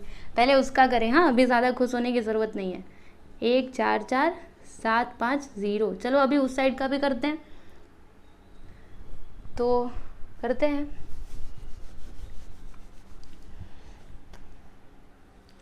सबसे ऊपर 45,500, 38,000, 23,750 और 3,000 और 34,500। अब इन सबको जोड़ देना है, तो 0 इधर से आ गया 5 5 5 10 10 7 17। अब क्या होगा, तो देखो 5 1 6 6 4 10, ठीक है, 5 1 6 6 4 10 10 8 18 18 और 3 21 21 3 24, 3 3 6 6 4 10 10 2 12, वाह 14। देखो आ गया 144,750, यही आया है ना। मतलब हमारा बैलेंस शीट टैली हो गया, और अब आप खुश हो जाइए क्योंकि हमें हमारा आंसर मिल चुका है, समझे। यही तो हमें करना रहता है, बैलेंस शीट टैली हुआ, बस काम खत्म, ठीक है। तो यहाँ पे आपका काम खत्म हुआ, हमने ये वाला क्वेश्चन भी सॉल्व कर लिया, ठीक है। क्वेश्चन नंबर 8 आप लोग इसको ध्यान से देखिए, समझ लीजिए एकदम अच्छे से, ठीक है। पहले मैं इसको मिटा दूँ, उसके बाद से आप लोग देखना और समझना।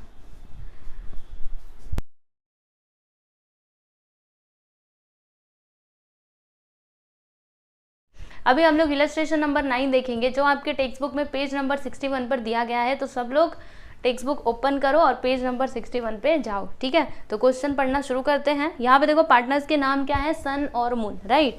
और यहाँ पे देखो प्रॉफिट शेयरिंग रेशियो क्या दिया है, इक्वली। इक्वली मतलब क्या, 1:1, यानी कि इक्वल इक्वल पार्ट में दोनों को नेट प्रॉफिट हमें क्या करना पड़ेगा, शेयर करना पड़ेगा, ठीक है। फिर आगे देखिएगा, चलिए अभी ट्रायल बैलेंस देखते हैं डायरेक्टली। तो ट्रायल बैलेंस में डेबिट बैलेंस देखेंगे। सबसे ऊपर क्या है, लैंड एंड बिल्डिंग, तो ये हमारे लिए क्या होता है, असेट होता है, बहुत अच्छे से जानते हो। उसके बाद फर्नीचर, ये भी असेट होता है, वहाँ पे ये लिख लीजिए। मशीनरी, ये भी असेट होता है। फिर उसके आगे क्या है, देखो यहाँ पे मशीनरी और ब्रैकेट में क्या लिखा है, परचेज्ड ऑन 1/7/2018। तो अभी इसका क्या करना है, कैसे करना है, मैं आपको समझाऊंगी, ठीक है। तो आप उसको टिक कर लीजिएगा।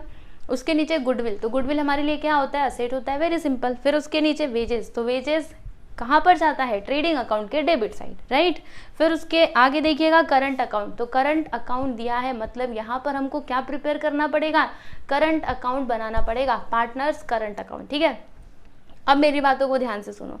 अगर आपका करंट अकाउंट, ठीक है, ध्यान से सुना, अगर आपका करंट अकाउंट डेबिट बैलेंस में दिया है तो फिर उसको हम लोग ट्रांसफर करेंगे कहाँ, पार्टनर्स करंट अकाउंट के डेबिट में, ठीक है। उसको लेकर के जाएंगे पार्टनर्स करंट अकाउंट के डेबिट में।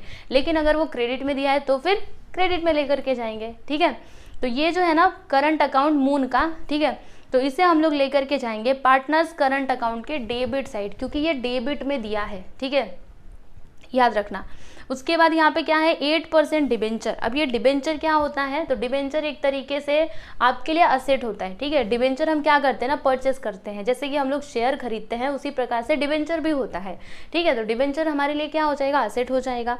तो उसको ये जो डिबेंचर है वहाँ पे लिख लीजिए ए, ठीक है। और फिर देखो उधर क्या है 8%, मतलब इसके ऊपर क्या है एडजस्टमेंट है, इंटरेस्ट हमें निकालना पड़ेगा, तो उसको आप टिक कर लीजिए। और कब ये परचेज किया गया वो भी यहाँ पे दिया गया है, तो मैं आपको बताऊंगी कैसे होगा, अभी फिलहाल के लिए उसको टिक कर लो जिससे आपको समझ में आए कि एक लाइन हमें क्या करना है, छोड़ना है, ठीक है। अब देखो यहाँ पे एक नया चीज आ गया, provident fund investment. Provident fund investment, तो ये हमारे लिए क्या होगा, असेट होगा, हमने इन्वेस्ट किया ना, इन्वेस्टमेंट है, राइट। तो ये आपके लिए असेट हो जाएगा, वहां पर ए लिखिएगा, ठीक है। अगला यहाँ पर क्या है, देखो स्टॉक ऑफ पोस्टल स्टैम्प्स, तो ये क्या है, स्टॉक है, यानी ये हमारे लिए क्या हो जाएगा, असेट हो जाएगा, तो वहां पर लिखिएगा ए, ठीक है। तो इस प्रकार से आपका डेबिट बैलेंस खत्म हुआ। अभी हम लोग क्रेडिट बैलेंस में चलते हैं।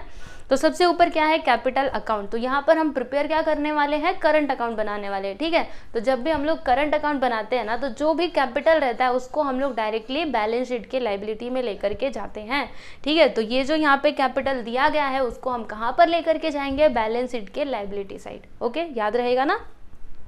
फिर यहाँ पर देखो करंट अकाउंट है किसका, सन का, तो ये कहाँ पर जाएगा, ये जाएगा पार्टनर्स करंट अकाउंट। ये कौन से साइड बताइए, तो ये कौन से साइड में है, क्रेडिट बैलेंस में है, यानी कि ये क्रेडिट साइड जाएगा। डेबिट में रहता तो डेबिट साइड, क्रेडिट में है तो क्रेडिट साइड, ठीक है। फिर उसके बाद सन्ड्री क्रेडिटर्स लाइबिलिटी होता है, तो वहाँ पर एल लिखिए। बैंक ओवरड्राफ्ट, ये भी लाइबिलिटी होता है। उसके बाद रिजर्व फंड लाइबिलिटी, और क्या है, प्रोविडेंट फंड, तो ये भी क्या होता है, लाइबिलिटी होता है, ठीक है। तो यहाँ पर नए नई चीजें आ रही है, तो आपको याद रखना है, जैसे कि प्रोविडेंट फंड इन्वेस्टमेंट, ये हमारे लिए असेट होता है, खाली बस प्रोविडेंट फंड रहा तो फिर ये लाइबिलिटी, ओके। तो यहाँ पर हमने डेबिट बैलेंस भी देख लिया, क्रेडिट बैलेंस भी देख लिया। अब बारी है एडजस्टमेंट की। तो देखो यहाँ पे पहला एडजस्टमेंट क्या दिया है, partners are entitled to get salary 6,000 per annum in addition to their profit and loss sharing, ठीक है। तो यहाँ पे बोला जा रहा है कि जो भी पार्टनर्स रहेंगे ना, उनको सैलरी क्या करना है, मतलब सैलरी उनको देना है, ठीक है। कितना, 6,000 रुपये, मतलब उनको सैलरी दिया जाता है, ओके। तो अब पार्टनर को ये सैलरी दिया जा रहा है, तो मैंने आपको क्या बताया था, करंट अकाउंट में क्या आता है, पार्टनर्स और फर्म के बीच में जो भी लेन देन होता है वो सारी चीजें हम लोग कहाँ पर रिकॉर्ड करते हैं, पार्टनर्स करंट अकाउंट में। तो फर्म पार्टनर को सैलरी दे रही है, तो कहाँ पर जाएगा, पार्टनर्स करंट अकाउंट में। क्रेडिट की डेबिट कहाँ पर जाएगा, तो पार्टनर्स को मिल रहा है, पैसा मिल रहा है, समझ में आ रहा है आपको, तो कहाँ पर जाएगा, क्रेडिट में, ओके। तो वहां पर आप लिख लीजिए पार्टनर्स करंट अकाउंट के क्रेडिट साइड, क्लियर है। नीचे आ जाइए, depreciation on land and building, furniture and machinery at the rate 10%, 5% and 3% respectively. तो देखो एकदम ध्यान से देखो, लैंड एंड बिल्डिंग के ऊपर डेप्रिसिएशन कितना, 10% का। कैसे समझ में आया, देखो लास्ट में क्या लिखा है, रेस्पेक्टिवली। आपको बताती हूँ, सबसे पहले क्या है, लैंड एंड बिल्डिंग है, उसके बाद फर्नीचर है, और फिर जाके क्या है, मशीनरी है, ठीक है। और फिर यहाँ पे परसेंटेज दिया गया है 10%, 5% और 3%, ठीक है। और लास्ट में लिखा है रेस्पेक्टिवली। इसका मतलब क्या हुआ, एक ऑर्डर में, जैसे कि लैंड एंड बिल्डिंग का जो डेप्रिसिएशन है उसका परसेंटेज हो जाएगा 10%, फर्नीचर का होगा 5% और मशीनरी का कितना होगा, 3%, ठीक है। तो आप एक काम करो, सबको टिक करते जाओ, किसको किसको टिक करना है, लैंड एंड बिल्डिंग को, फर्नीचर को और मशीनरी को, ठीक है। अब उसके नीचे आ जाइए, इंटरेस्ट ऑन कैपिटल। अभी ये जो पार्टनर्स है ना, उनको उनके कैपिटल के ऊपर इंटरेस्ट भी दिया जाता है, कितने परसेंट का, 5% का, ठीक है। तो कैसे करना है मैं आपको बता दूंगी। फिर उसके नीचे आ जाइए, क्लोजिंग स्टॉक, तो कहाँ पर जाता है, एक तो ट्रेडिंग अकाउंट के डेबिट साइड, क्रेडिट साइड, ठीक है, ट्रेडिंग अकाउंट के क्रेडिट साइड। दूसरा क्या होता है, हमारे लिए असेट होता है, तो बैलेंस शीट के असेट साइड। नेक्स्ट है यहाँ पर wages included ₹1,000 as advance given to workers, यानी कि ये जो ट्रायल बैलेंस में वेजेस दिया है ना, उसके अंदर जो 1,000 हमने एडवांस में वर्कर्स को दिया था वो इंक्लूडेड है, ठीक है। तो क्या करेंगे हम, पहला इफेक्ट क्या होगा, आप ही जरा सोचिए, एडवांस दे दिया हमने तो वेजेस में से उसको माइनस करेंगे। दूसरा इफेक्ट क्या होगा, हमने एडवांस में दे दिया है, अभी हमें दोबारा से देना नहीं पड़ेगा, तो वो हमारे लिए क्या है, असेट है, तो वो कहाँ पर जाएगा, बैलेंस शीट के असेट साइड जाएगा, ठीक है।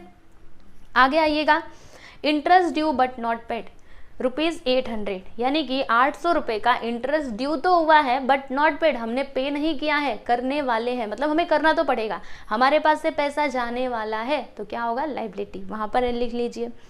फिर नेट प्रॉफिट यहाँ पर दिया गया है 38,113, तो ये नेट प्रॉफिट देने का मतलब आपको कुछ समझ आ रहा है, बताइए नेट प्रॉफिट हमको कैसे मिलता है? जब हम profit and loss account prepare करते हैं वहां से हमको नेट प्रॉफिट मिलता है।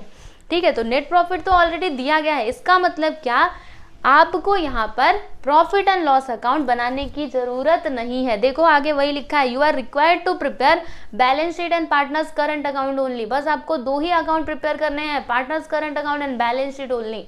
बाकी इसके अलावा और कुछ भी मत बनाओ। ठीक है, सीधे सीधे यहाँ पे नेट प्रॉफिट दे दिया गया है।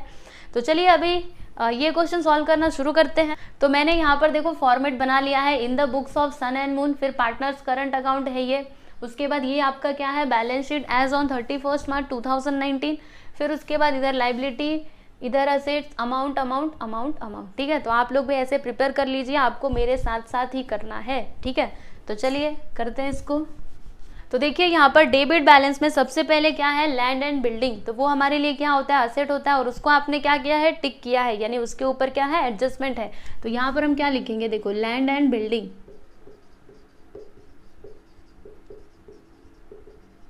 इसका अमाउंट है 40,000। इनर कॉलम में लिखेंगे क्योंकि इसके ऊपर क्या है, एडजस्टमेंट है, समझे ना, इसीलिए तो मैं आपको पहले ही टिक करवा लेती हूँ। फिर उसके बाद देखिएगा क्या दिया गया है यहाँ पर, फर्नीचर, तो फर्नीचर हमारे लिए क्या होता है, एसेट होता है, उसको आपने टिक किया, यानी उसके ऊपर भी एडजस्टमेंट है। तो यहाँ पर लिखते हैं, देखो फर्नीचर, इसका अमाउंट है 18,000। ठीक, एक लाइन छोड़ देते हैं। फिर उसके बाद यहाँ पर क्या है, मशीनरी, उसके ऊपर भी एडजस्टमेंट है, भूलना नहीं बिल्कुल भी। यहाँ पे लिखते हैं मशीनरी, कितना, तो 40,000।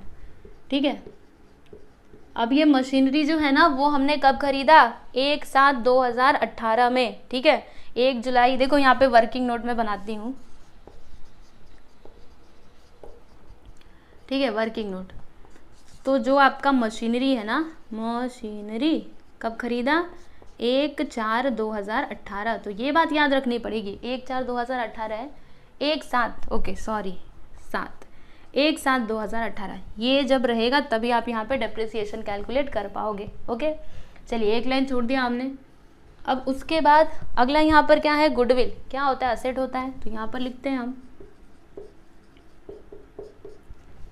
अमाउंट है यहाँ पर 2,000 रुपये, तो ये लीजिए 2,000 लिख दिया। उसके नीचे क्या है, वेजेस, तो ट्रेडिंग अकाउंट के डेबिट साइड, ट्रेडिंग अकाउंट तो बनाना ही नहीं है, फिर छोड़ दो उसको।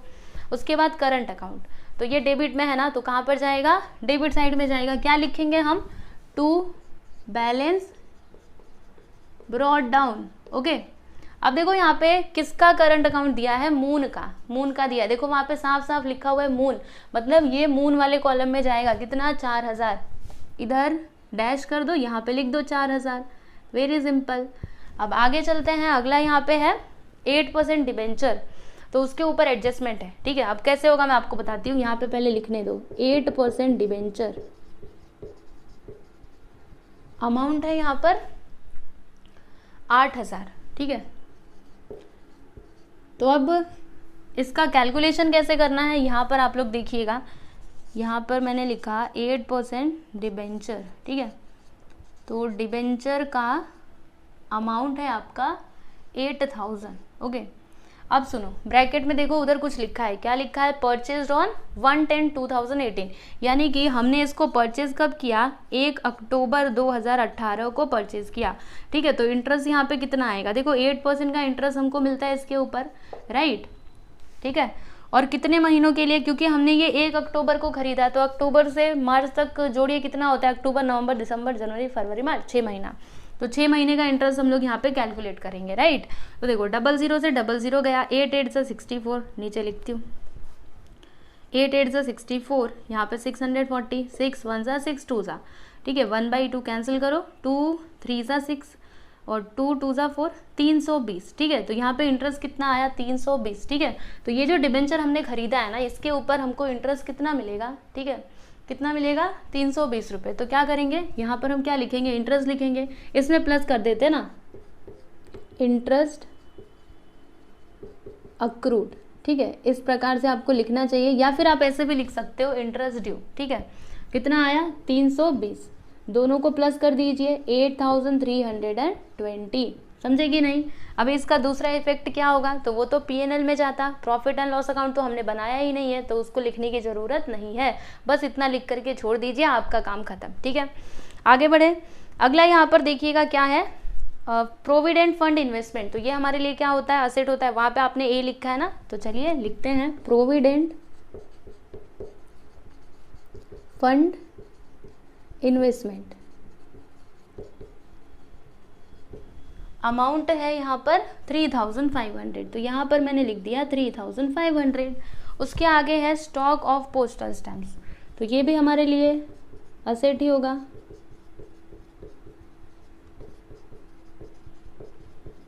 और यहाँ पे अमाउंट दिया गया है 500, तो यहाँ पर मैंने लिख दिया 500। ठीक है, तो यहाँ पर हमने डेबिट बैलेंस तो कर लिया, अभी क्रेडिट की बारी है। तो क्रेडिट में देखिएगा सबसे ऊपर क्या है, कैपिटल अकाउंट। तो कैपिटल को हम लोग कहाँ पर लेकर के जाएंगे, बैलेंस शीट के लायबिलिटी साइड। ठीक है, तो यहाँ पर हम क्या लिखेंगे, पार्टनर्स कैपिटल अकाउंट। ठीक है, तो दोनों का कैपिटल लिख लेते हैं, सन और मून का, सन और मून। तो सन का कितना है 33,500 और मून का भी उतना ही है। ठीक है, चलिए प्लस करते, 0 0 5 5 10 3 3 6 1 7 67,000। क्या आया, 67,000। ठीक है ना, इतनी बात आपको समझ में आ गई। उसके आगे क्या है, करंट अकाउंट। सन का यहाँ पे दिया गया है 6,000, तो ये क्रेडिट में है, यानी कि ये क्रेडिट में जाएगा। ठीक है, यहाँ पर पार्टनर्स करंट अकाउंट में क्या लिखेंगे, बाय बैलेंस ब्रॉट डाउन। ठीक है, किसका दिया है, सन की मून का, सन का दिया है 6,000, तो यहाँ पर लिख देंगे 6,000 और इधर ऐसे डैश कर देंगे। ठीक है, आगे चलिएगा, सन्ड्री क्रेडिटर्स क्या होता है, लाइबिलिटी होता है, तो यहाँ पर हम लिखेंगे सन्ड्री क्रेडिटर्स। अमाउंट देख लीजिए 25,000 रुपये, तो यहाँ पर मैंने लिख दिया 25,000। ओके, फिर उसके आगे क्या है, बैंक ओवरड्राफ्ट। अभी जल्दी जल्दी करेंगे, बैंक ओवरड्राफ्ट हाउ मच, 10,000, तो यहाँ पर मैंने लिख दिया 10,000। ओके, चलिए आगे बढ़ते हैं। अगला यहाँ पर क्या है, रिजर्व फंड। तो ये भी लाइबिलिटी होता है, यहाँ पे लिख देते हैं reserve fund. Reserve fund how much, 5,000। फिर क्या है, प्रोविडेंट फंड, तो ये भी है 5,000, प्रोविडेंट फंड 5,000। ओके, तो ट्रायल बैलेंस यहाँ पे कंप्लीट हो चुका है। अब हम चलेंगे एडजस्टमेंट की तरफ। तो सबसे ऊपर क्या है, पार्टनर्स का सैलरी दिया गया है, तो पार्टनर लोग को सैलरी मिल रहा है, दोनों जन को कितना, 6,000 रुपये पर एनम। ठीक है, तो क्या लिखेंगे हम, अभी मिल रहा है तो वो क्रेडिट में जाएगा। ओके, तो क्या लिखेंगे, by salaries to partners. Okay, by salaries to partners, कितना, 6,000 दोनों को, जी हाँ दोनों को, तो सन और मून ले लो, 6,000 मिल गया इनको। उसके बाद यहाँ पे, अच्छा इसका दूसरा इफेक्ट भी होता, लेकिन अभी तो हम ना पीएनएल बना रहे ना ट्रेडिंग अकाउंट बना रहे, तो दूसरा इफेक्ट कहाँ पर जाएगा, उसी में जाता, वो तो है नहीं, तो कोई बात नहीं, बस एक ही बार लिखना, आपका काम खत्म। ठीक है, अब देखो यहाँ पे डेप्रिसिएशन आ गया, लैंड एंड बिल्डिंग के ऊपर 10% का, तो लैंड एंड बिल्डिंग के ऊपर डेप्रिसिएशन है 10% एट द रेट 10%। तो 40,000 का 10% कितना होगा पता है, 4,000 होगा। चलो माइनस करते हैं, 0 0 0 10 में से 4 गया 6, 36,000। ठीक है, फिर उसके बाद जो फर्नीचर है उसके ऊपर 5% का, तो यहाँ पर लिखते हैं डेप्रिसिएशन एट द रेट 5%। चलो इसका 5% निकालते हैं, कहाँ पर, यहाँ पर कर देना, हमारे पास तो अभी जगह है। फर्नीचर का अमाउंट है 18,000, इसका 5%, 0000 गया, 500, 8 5 40, 5 1 5, 900, कितना आया, 900 आया है। तो यहाँ पर हम लिख देंगे 900। चलो माइनस करते हैं जल्दी से, 0 0 10 में से 9 गया तो 1, फिर इधर आ जाएगा 17,100, कितना आता है, 17,100। ठीक है, अब फाइनली मशीनरी की बारी। तो मशीनरी के ऊपर कितना दिया है, देखो 3% का डेप्रिसिएशन बोला जा रहा है चार्ज करने के लिए। तो सबसे पहली बात, मशीनरी का अमाउंट कितना है, 40,000। ठीक है, इसके ऊपर 3% का डेप्रिसिएशन। लेकिन कितने महीने के लिए, कब खरीदा था, 1 जुलाई को खरीदा था, तो जुलाई से जोड़ो मार्च तक कितना महीना होता है, जुलाई अगस्त सितंबर अक्टूबर नवंबर दिसंबर जनवरी फरवरी मार्च, 9 महीना। तो 9 महीने के लिए हम यहाँ पे कैलकुलेशन करेंगे, समझे कि नहीं। तो चलो करते हैं, 00 से 00 गायब, यहाँ पे 3 3 ज़ा 9, 3 4 ज़ा 12, फिर इसको 4 से कैंसिल कर देते हैं, 4 1 ज़ा, इधर आ गया 100, 100 इंटू 3 300, 300 इंटू 3 900। तो यहाँ पे देखो डेप्रिसिएशन कितना आया 900, यहाँ पे लिख देते हैं हम depreciation, okay, depreciation at the rate 3% 900। चलो माइनस करते हैं, 0 0, 10 में से 9 गया तो 1, इधर 9, 39,100। समझ में आया आपको, देखा आपने कितना सिंपल था, है ना, वही तो मैं आपको बोल रही थी। चलिए आगे चलते हैं, इंटरेस्ट ऑन कैपिटल। अब देखो इनको कैपिटल के ऊपर इंटरेस्ट भी दिया जाता है, दोनों जन को, सन और मून को। तो यहाँ पर लिखते हैं 4th वाला एडजस्टमेंट, इंटरेस्ट ऑन कैपिटल, ठीक है। तो सबसे पहले हम सन का निकालेंगे और उसके बाद मून का। वैसे तो दोनों का सेम ही आएगा क्योंकि दोनों का कैपिटल सेम ही है। देखो यहाँ पे 33,500, सन का और मून का दोनों का सेम ही आएगा, तो यहीं पे मैं लिख देती हूँ सन एंड मून। 33,500, कितना परसेंट मिलता है इनको, देखो इंटरेस्ट, तो यहाँ पर देखो दिया गया है 5% का, ठीक है। तो इसका 5% हम लोग निकाल लेते हैं, 00 से 00 गया, 5 5 ज़ा 25, 5 3 ज़ा 15 टू 17, 5 3 ज़ा 15, देखो क्या आया 1675। तो हम यहाँ पर क्या लिखेंगे, बाय इंटरेस्ट ऑन कैपिटल, ठीक है। तो सन का कितना 1675 और मून का भी इतना ही होगा 1675। समझ में आया कि नहीं आपको, इंटरेस्ट है ना, इसीलिए क्रेडिट साइड जाएगा, इनको मिल रहा है, जो कुछ भी मिल रहा है ना सबके सबको क्रेडिट साइड में डालने का, ओके। चलिए अभी आगे चलते हैं, ये तो हो गया क्लोजिंग स्टॉक। तो क्लोजिंग स्टॉक के 2 इफेक्ट होते हैं, ट्रेडिंग अकाउंट क्रेडिट साइड, दूसरा असेट, तो वो तो है नहीं, तो अब इधर लेकर के आएंगे, क्या लिखेंगे हम, क्लोजिंग स्टॉक। दिया क्या है यहाँ पर 60,743, 60,743 एंड आफ्टर दैट क्या है वेजेस। अच्छा वेजेस इंक्लूडेड, अच्छा जो हमने एडवांस दिया था, ठीक है। तो पहला वाला इफेक्ट तो यहाँ पे हम लोग कहीं पे लिख नहीं सकते क्योंकि वो तो ट्रेडिंग अकाउंट में था, ठीक है। अभी दूसरा वाला इधर लिखेंगे क्योंकि एडवांस में हमने दे दिया है तो वो हमारे लिए असेट होगा। तो क्या लिखेंगे, advance given to worker, okay, advance given to workers, कितना 1000। तो यहाँ पर मैंने लिख दिया 1000, ठीक है। अब उसके आगे चलिए आगे देखते हैं क्या दिया गया है, interest due but not paid, यानी कि इंटरेस्ट तो ड्यू हो चुका है लेकिन अभी तक हमने पे नहीं किया है, तो वो हमारे लिए क्या हो जाएगा, लाइबिलिटी। तो यहाँ पर हम लिखेंगे interest due but not paid, ठीक है, कितना 800। तो यहाँ पर मैंने लिख दिया 800, ठीक है ना, बात समझ में आ रही है आपको। उसके बाद कहाँ गया, ये देखो यहाँ पे टोटल नेट प्रॉफिट कितना दिया है। अब ध्यान से देखना नेट प्रॉफिट कितना है, कहाँ पर लिखूँ मैं, चलिए यहीं पर, इसके आगे 5वां वाला एडजस्टमेंट यहाँ पे करती हूँ, नेट प्रॉफिट। तो नेट प्रॉफिट है आपका 38,130, ठीक है। अब हम क्या करेंगे, ये जो नेट प्रॉफिट है ना ये हम दोनों को इक्वली डिवाइड करेंगे, राइट, क्योंकि प्रॉफिट शेयरिंग रेशियो यहाँ पे इक्वली दिया था। तो 2 से डिवाइड कर देते हैं, 2 1 ज़ा 2, 2 9 ज़ा 18, 2 5 ज़ा 10, 2 6 ज़ा 12, 2 5 ज़ा 10, ओके। यहाँ पे क्या आया 19,056, ओके 19,056.5। अब यहाँ पे पॉइंट में आंसर आ गया, तो फिर क्या करना चाहिए हमको, तो एक काम करते हैं, ये जो मून है ना, ध्यान से देखो एकदम ध्यान से, हाँ, यहाँ पे लिखेंगे by profit and loss account, profit and loss account. ये आपका क्या है, नेट प्रॉफिट, तो ब्रैकेट में लिख सकते हैं आप नेट प्रॉफिट, ठीक है। तो ये जो मून है ना इसको हम लोग दे देते हैं, कितना देते हैं 19,056, ठीक है, और इसको दे देते हैं 1 रुपया एक्स्ट्रा, ठीक है। मैंने बोला चलो तुम 1 रुपये एक्स्ट्रा ले लो और तुम 1 रुपये कम ले लो, ठीक है, मतलब इसको 1 रुपया ज़्यादा दे दिया, इसको कम दे दिया, ऐसा हम लोग कर सकते हैं, ठीक है। पॉइंट में आता है, फिर पॉइंट में कहाँ लिखते बैठोगे, तो इस प्रकार से आपको कर देना चाहिए, ठीक है। इसको 1 रुपया कम, इसको 1 रुपया ज़्यादा, ठीक है। अब क्या करेंगे, चलिए इसका टोटल करते हैं जल्दी से। तो इसका टोटल कितना आएगा, चलो 6,000 प्लस 1675 प्लस 19057, कितना आया 26,732, ठीक है। यहाँ पे भी लिख दूँ। अब इधर का टोटल करते हैं तो 6000 और 6000 12000 हो जाएगा। 12000 प्लस 1675 प्लस 19056 32731।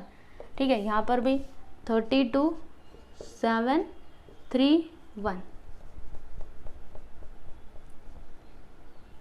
32731। ठीक है, अब यहाँ पर लिखेंगे टू बैलेंस कैरीड डाउन। यहाँ पे बैलेंस कैरी डाउन कितना आएगा, यहाँ पे तो कुछ भी नहीं है तो फिर कुछ माइनस ही नहीं करना, यहाँ पे लिख दो 32731 बराबर।